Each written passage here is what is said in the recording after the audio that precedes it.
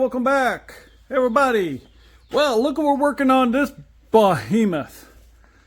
This is a 2018 Polaris Ranger 1000 diesel. Now, the guy brought it to me, said it's making an awful clanking noise when you're going forward. All right. He goes, also, the cable is broke. You can't shift it in front. You got to go in the back and shift it. And he says on one of these, and I think he said, I think it was this one here. One of these, he says that the, might have been this one over here. I got to check it. There's something wrong in here. I got to check that out. But I did find out what's wrong with the clunking. And it's what I suspected it was. You can see I took that part down there. It's just a bunch of these. And here what we got. Let me get underneath here. Hey. Ugh. You think that's his clunking problem? There it is. That bearing's gone. Now, here's my problem. I'm kind of scared. Is this shaft going to be shot? That's about where it goes, right in here, the bearing. I got it on the way, but I don't know. We're going to have to find out once I get it out, because we might have to get a shaft for it too. We'll see. Here I just knocked the roll pin. You can see it there. I had this thing here, ground it down to knock that roll pin out. But you can see bad in here. It's a little hard to get down. It's a little tight. So it's best if you drive it out this way. If you can. Take the tire off and drive it out that way. Now hindsight's 2020, right? So that's why I'm working to get that off of there. I'm going to try to do this one-handed. I don't know if I'm going to be able to. I got to pry. I'm going to try to pry it off without getting hit. Well, let's see here.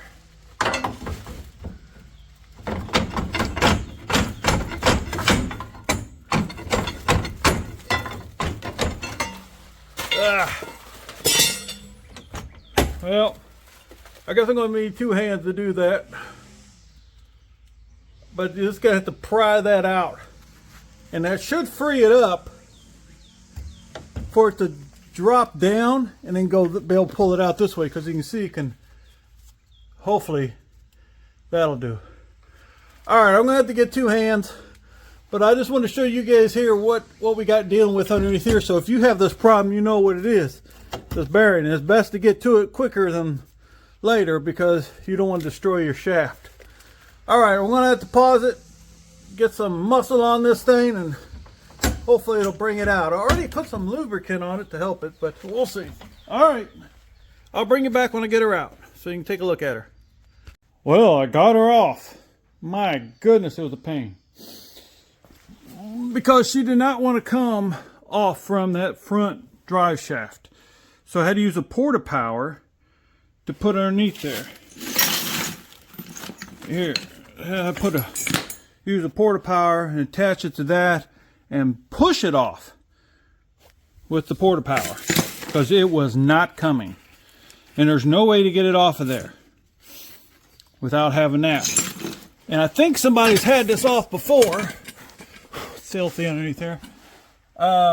Somebody cut that out. You see that? Somebody cut that out so they could get that out. So they must have had a problem with this before or something. I don't know. So it looks like it's been cut. So if you have that across there, it might be a heap bit harder. But I just want to show you. So I got to replace that. And those aren't easy to get to. Those are a pain, because look, the bolts. You can't really. The bolts are up. Let me show you here. Up here. There's two bolts, a bolt there and a bolt there, holding that thing on. And as you can see, you can't get to nothing. Look at that. That's going to be a pain in the butt. And they're rusty as heck. So you know they're not going to want to come off easily.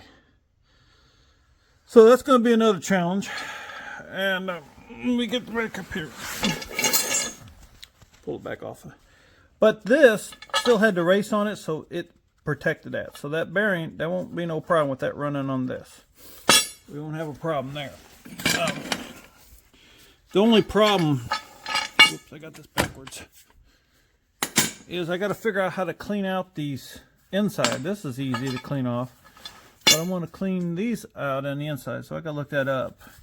If I have a little wire brush or something to run in there. No, I think I do. I think I have like almost a toothbrush kind of brush to run in there and clean those out so they'll slip back in easily. But as you can see here, this U-joint shot. So we'll replace this one. The other ones, let me check them. They feel fine, so we're not going to mess with them. Originals tend to be better than aftermarkets, so. But at least the aftermarket's got a grease circ on them. That'll help. All right, well, that's getting her out of there. And pulling it off, I had to pull the, if I showed that, I had to pull the front drive shaft. I had to take the bolts off, push that front drive shaft all the way up. You can see up there a little hole. Push it up. That is to get this to release from back here. Right there, the shaft. Once I got that released, then I had to put the front drive shaft, not axle or front differential back in, and then use the come along to press it off because it was not coming off. So hopefully yours just pry out easy. If not, that come along worked great in prying it off because it was not coming. So, all right, I just want to show here how to get that axle out of there. I'll go ahead and make this one video, and then I'm going to have a video of reinstalling it. Hopefully. Hopefully that'll come. But here's how to get it out of there, and sometimes that's half the battle. Most of you guys are pretty handy, you know.